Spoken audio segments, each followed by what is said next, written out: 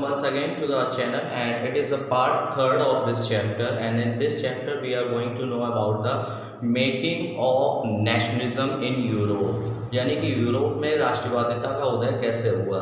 So let's we start from here that as we know that the situation we see in the France and the rest of the Europes now. Other जो Europe के parts थे वहाँ पे भी nation wise का स्टार्टमेंट हो चुका था.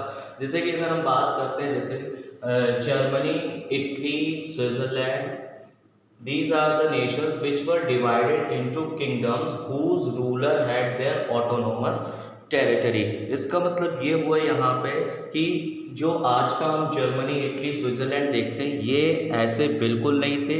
ये यहाँ पे डिफरेंट राजा जो थे, किंगडम्स जो थे यहाँ पे रूल कर रहे थे. The different kingdoms were ruled in their autonomous territory, जो उनकी खुद की टेरिटरीज थी.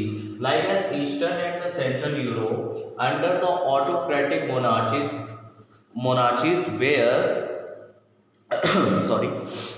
monarchies within the territory of which lived diverse people. यानी कि उन्हीं की ईस्टर्न यूरोप की बात कर लें चाहे सेंट्रल यूरोप की बात कर लें, वहाँ पे जो ऑटोक्रेटिक मोनार्चीज थी वहाँ पे बहुत सारे तरीके के मतलब उनकी ही टेरिटरीज में डिफरेंट टाइप्स के पीपल रह सकते थे. And they are not did not see themselves as sharing collective identity और कॉमन कल्चर. फॉर एग्जांपल अगर हम ले लेते हैं तो जर्मनी में क्या करते थे, जर्मनी में डिफरेंट एथनिक ग्रुप्स के लोग रहते थे. लाइक एज एथनिक ग्रुप्स के क्या कि ऐसे ग्रुप्स के लोग रहते थे जिनकी इवन लैंग्वेज भी अलग होती थी, कोई कॉमन आइडेंटिटी शेयर नहीं करते थे, कोई उनका जो ड्रेसिंग सेंस भी था वो भी कॉमन नहीं था, यानी कि सब कुछ डिफरेंट था. जैसे कि अगर हम आज की बात करें इंडिया की, तो इंडिया बिफोर इंडिपेंडेंस है ना also divided into different regions and people were not sharing the collective identities. अगर हम साउथ की साइड में जाते हैं तो वहाँ पे हम लोग क्या देखते हैं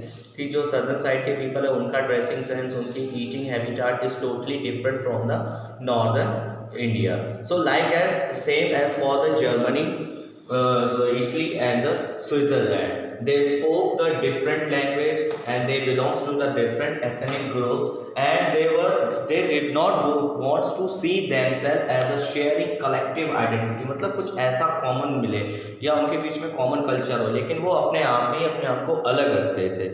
तो जो यहाँ पे एक एग्जांपल भी दे रखा है Habsburg empire, it's rule over Austria and Hungary. Habsburg empire क्या थे, मोनार्ची रूलर था, ठीक है. हैब्सबर्ग अंपायर है ना, जो कि आज के ऑस्ट्रिया और हंगरी के ऊपर रूल ओवर कर रहा था.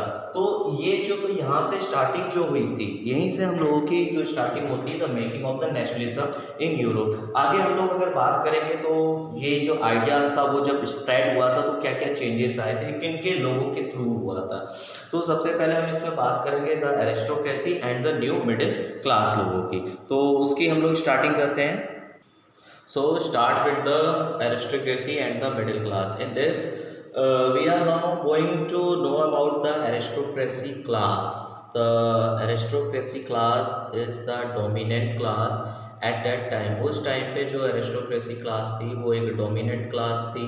तो जैसे कि हम देखते हैं यहाँ पे it is a dominant class, and the member of this class were united by a common way of life that cut across regional division. यानी कि इस एरिस्टोक्रेसी क्लास के जो मेंबर्स थे वो यूनाइटेड होके रहते थे. तो जो उनका रहने का जो तरीका था तो वो रीजनल डिवीज़न को भी पार कर देता था. वो ये नहीं देखते कि आप किस रीजन को बिलोंग करते थे, वो एक ओहदा देखते थे कि नहीं आप उच्च दर्ज के हैं कि नहीं हैं, यानी कि हाई सोसाइटी को बिलोंग करते हैं कि नहीं करते हैं. उन्हें पहनावे से कोई मतलब नहीं था कि आप किस रीजन को बिलोंग करते हैं, किस तरीके के कपड़े पहनते हो, इसको नहीं. जो कॉमन वे था लाइफ का है ना उसके थ्रू एक तरीके से कह सकते हैं यूनाइटेड रहते थे. And they own states in the country side and in the towns. तो उनके खुद के स्टेट्स होते थे आपके गांव साइड में या दूर बाहर के शहरों के क्षेत्रों की तरफ और टाउन्स में भी. And they spoke the French for the purpose of diplomacy and in a high society. अपने आप को पूरी सोसाइटी से ऊंचा दिखाने के लिए वो फ्रेंच बोला करते थे. और उनकी जो फैमिलीज होती थी है ना, often they connected by the ties of marriages. वो रीजनल के बेसिस पे करेक्ट होते थे, आपके शादियां उनकी आपस में ही हो जाती थी। The that this powerful aristocracy was numerically in a small groups, लेकिन जो इनकी जो संख्या थी वो बहुत ही कम थी। एंड द जो वहाँ पे जो मेजॉरिटी ऑफ पॉपुलेशन थी, यानी कि वहाँ जो लोगों की जनसंख्या जो सबसे ज़्यादा थी, वो उनमें से आपके जो पीजेंट्स होते थे उनकी होती थी, जो कि वेस्ट यूरोप से आते थे ज़मीनों पे काम करने के लिए। कुछ उसमें स्मॉल होते थे, कुछ बिग होते थे। तो ये तो बात हो गई हमारे किसकी, द एरिस्टोक्रेसी की।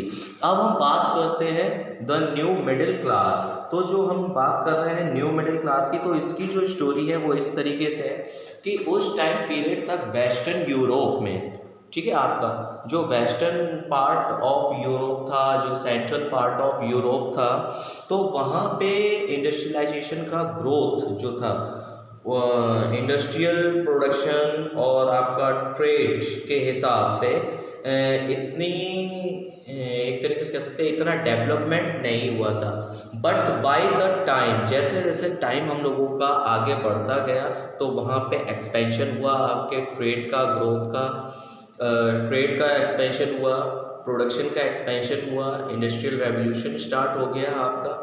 और इंडस्ट्रियल रेवोल्यूशन स्टार्ट होने से आपका एक इफेक्ट पड़ा कि जो मिडिल क्लास पॉपुलेशन थी आपकी, जो मिडिल क्लास पॉपुलेशन थी, जिसमें आपके ट्रेडर्स आते थे आपके, ठीक है, ध्यान रखिएगा, ट्रेडर, इंडस्ट्रियलिस्ट, है ना, तो वो एकदम से उभर के आए और उन्होंने देखा कि ये तो एक तरीके से पक्षपात वाली बात हो गई है। कैसे कि जो सारे प्रिविलेजेस हैं वो तो सिर्फ और सिर्फ एरिस्टोक्रेसी क्लास के लोगों को ही मिलते हैं और हम लोगों को कुछ नहीं, जबकि we also belong to the same society. तो ऐसी ही कुछ बातें वहाँ पे हुई थी जिसको हम और ज़्यादा एक्सप्लेन करते हैं। That the industrialization began in England in the second half of the 18th century. England में इंडस्ट्रियलाइजेशन स्टार्ट हो चुका था 18वीं शताब्दी के मध्य तक, यानी कि second half of the 18th century तक। लेकिन जो पार्ट थे आपके अदर यूरोपियन कंट्रीज लाइक है फ्रांस और जर्मनी, तो वहाँ पे जो इंडस्ट्रियलाइजेशन था वो आपका 19th सेंचुरी में ही हुआ था। तो ये क्या हुआ, it's wake new social groups came into being, a working class population and middle class made up of industrialists, businessmen and professionals. In Central and Eastern Europe, these groups were smaller in number till late 19th century. It was among the educated liberal middle class that the idea of national unity following the abolition of aristocratic privileges gained popularity. यानी कि जो middle class people थे, जो आपका after the industrialisation, जैसे ही industrialisation हुआ, लोग उठे, आगे आए और उन्होंने डिमांड करना स्टार्ट कर दिया था। वो जो डिमांड उनकी बेसिकली थी वो क्या थी कि जो प्रिविलेजेस ऑटोक्रेसी क्लास को दिए जा रहे हैं वो किस बेसिस पे दिए जा रहे हैं। So they start demanding and they want to abolish that the whatever the thing, कह सकते हैं हम लोग कि जो भी प्रिविलेजेस थे वो एरिस्टोक्रेटिक पीपल्स को क्यों मिल रहे थे। तो इसमें जो लिबरल की जो बात हो रही है, हम पहले लिबरल का मीनिंग जानेंगे कि ये लिबरल किस बात को स्टैंड करता है। तो what did liberal nationalism stand for, liberal nationalism किस चीज़ के लिए स्टैंड करता है, तो इसको देखते हैं। तो लिबरलिज्म का मीनिंग जो होता है, इसमें पहला आता है लिबरल, ठीक है। लिबरल का मीनिंग होता है फ्रीडम, ठीक है। फ्रीडम किस बेस में, for the individual and equality of all before the law, यानी कि उन्हें इक्वलिटी बिफोर द लॉ भी चाहिए था और उसके बाद उन्हें फ्रीडम चाहिए थी एक तरीके से, ठीक है, जो एरिस्टोक्रेसी पीपल्स के सामने थी। तो हम इस चीज़ के आगे और डिस्कशन करेंगे अबाउट द लिबरलिज्म।